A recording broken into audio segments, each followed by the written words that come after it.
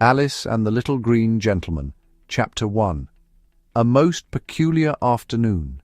It was the sort of afternoon that looked like it had forgotten what it was supposed to be. The sun hung rather lazily over the garden, unsure of whether to shine or sulk, and the bees had gone about their business with all the enthusiasm of bureaucrats on a Friday afternoon.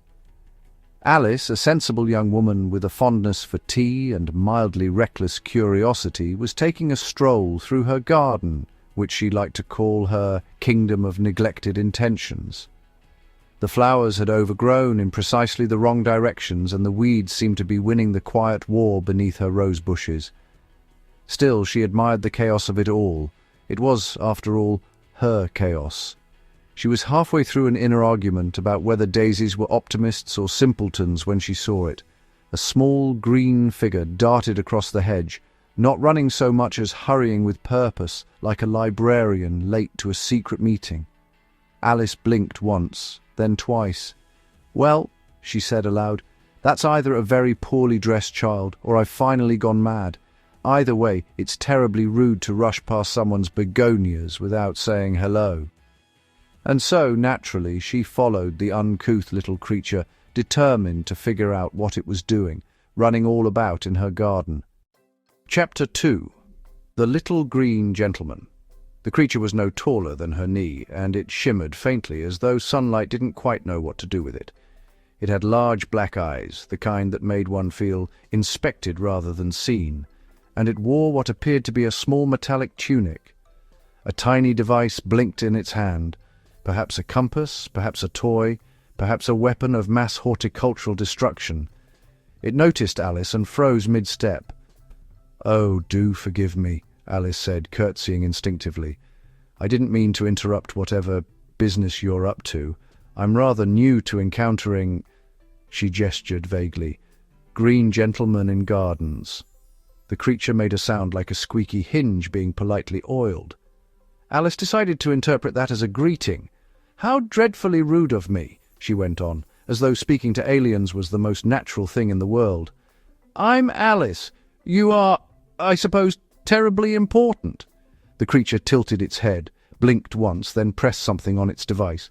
A faint hum filled the air, and before Alice could step back, the world shivered.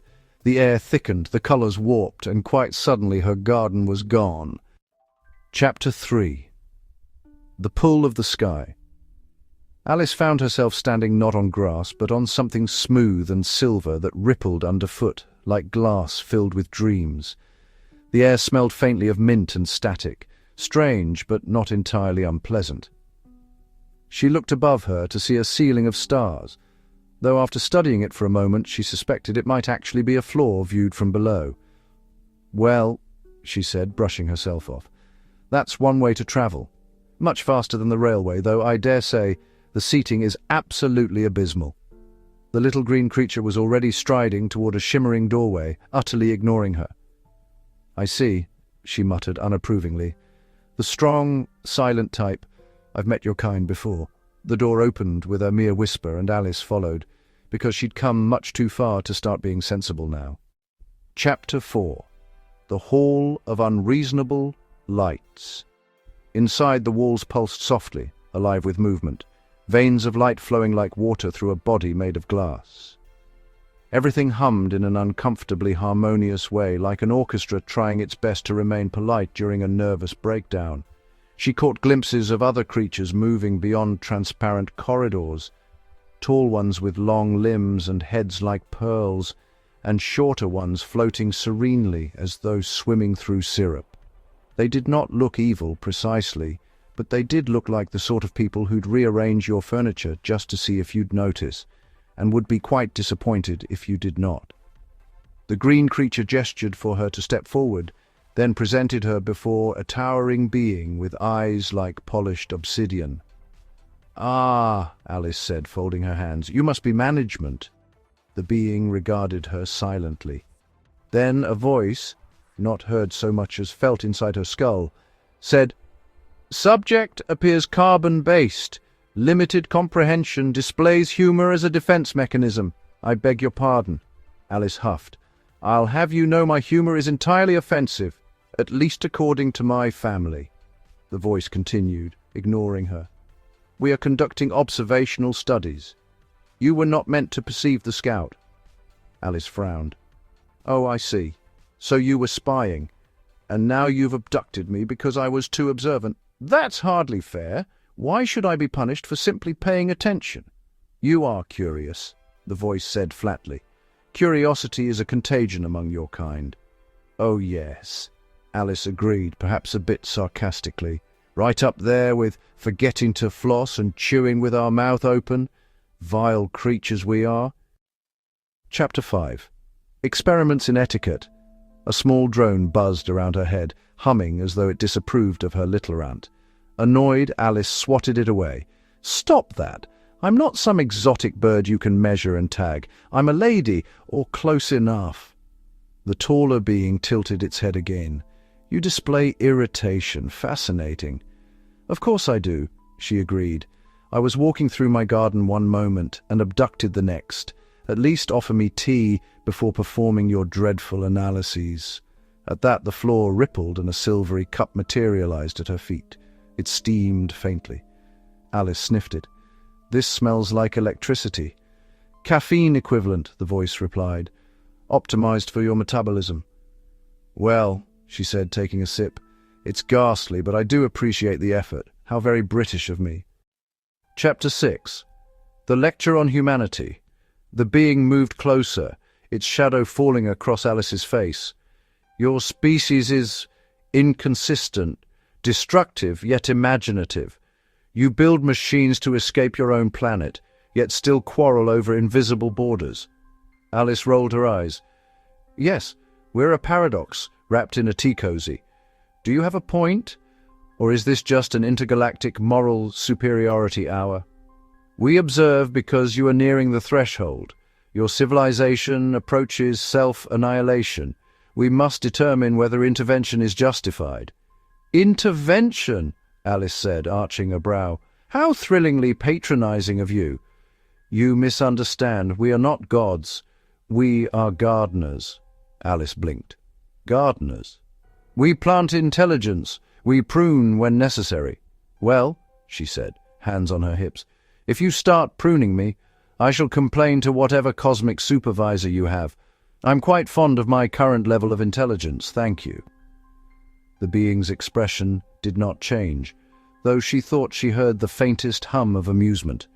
You are bold, the being acknowledged. That may save you. Then again, perhaps it will not. Chapter 7. The Window of the World. The wall before her turned transparent, revealing a view that made her knees weaken. Earth hung suspended in space, a blue marble veined with white clouds, spinning lazily against the black nothingness. Alice felt her heart catch. Oh, she whispered. She's beautiful, isn't she? Even if she's terribly high maintenance. She is unique, the voice said. A volatile experiment. Volatile, yes, Alice agreed softly. But she grows the loveliest flowers. For the first time she thought she heard sympathy in the alien's tone. Perhaps, it said, but every garden must be tended, you know. Chapter 8. The Return. The little green creature, her original kidnapper, reappeared beside her, holding the blinking device. It chirped impatiently, like a cat demanding its dinner. "Return her!" the tall being commanded. "Observation is complete." "Oh, we're finished, are we?" Alice said. "No dinner, no farewell tour. How dreadfully impolite." She shook her head in dismay. Before she could protest further, the world shivered again, light folding inward, air thickening. And then she was back in her garden, standing among her overgrown roses as if nothing had happened. The sun had moved slightly, as though time had simply blinked. Alice looked around. The hedge was still there. The bees were back to their half-hearted buzzing. The only sign that anything had changed was a faint hum in the air, like the echo of laughter from a dream. She sighed, brushed her skirt and muttered, "Well, that's one for the diary. Tuesday, spoke with aliens, drank electric tea, insulted a godlike being, must remember to weed the dahlias." Chapter 9. The Aftermath. Her family, of course, was terribly concerned when she failed to appear for supper. They found her hours later wandering the garden, staring up at the sky, as if expecting an encore. When questioned, she insisted she'd simply stepped out for a chat with the neighbours. Her mother tutted. Her brother rolled his eyes. The neighbours denied all involvement. The doctor prescribed rest and a sensible amount of scepticism. But Alice never quite returned to normal. She began collecting odd things. Small stones that glowed faintly at night, metallic petals that hummed when held near a magnet. Her dreams were filled with corridors of light and voices discussing thresholds and pruning. She stopped wearing watches, claiming time had become unreliable. Sometimes, late at night, she'd walk through her garden and whisper, "Do stop by again, won't you? I've got better tea this time." And though she never saw the little green gentleman again, she often felt the faintest vibration beneath her feet, like the earth itself was reminding her. Chapter 10. The Confusion of Return. Years later, she would try to tell the story to anyone who'd listen. Most dismissed it as fantasy, the product of too much solitude and a creative imagination. But sometimes, when she described the ship or the voice in her head, or the way the stars looked up close, her tone grew distant, detached, as though she was speaking of a place half remembered and half invented. And when asked if she truly believed it had happened, she'd smile faintly and say, "Oh, I don't believe anything anymore. I simply remember." Then she'd return to her garden, tending her roses, watching the skies with a polite suspicion, because deep down, Alice knew that somewhere, in some impossible corner of the universe, someone was still watching her garden bloom, and perhaps someday she'd tell her children of her experience in Wonderland, a long time ago.